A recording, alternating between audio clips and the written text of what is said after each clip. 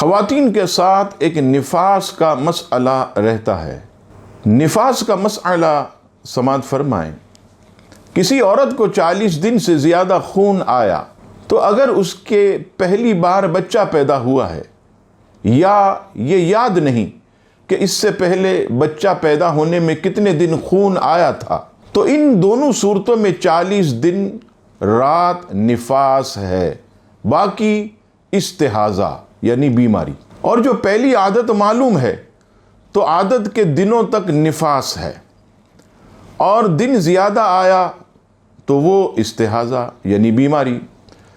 جیسے عادت 30 دن کی تھی، اس بار 45 دن آیا تو 30 دن نفاس کے اور بقیہ 15 دن استحاضہ کے ہیں۔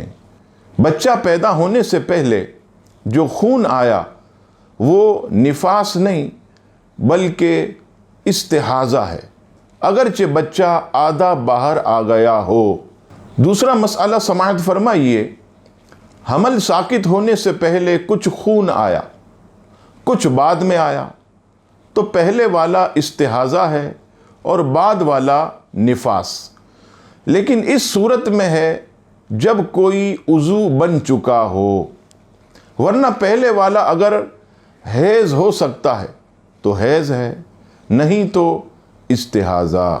آخری مسئلہ سماعت فرمائیں، حیض و نفاس کی حالت میں نماز پڑھنا، روزہ رکھنا یہ حرام ہے۔ ان دنوں میں نماز معاف ہے، نمازوں کی قضا بھی نہیں، البتہ روزوں کی قضا فرض ہے۔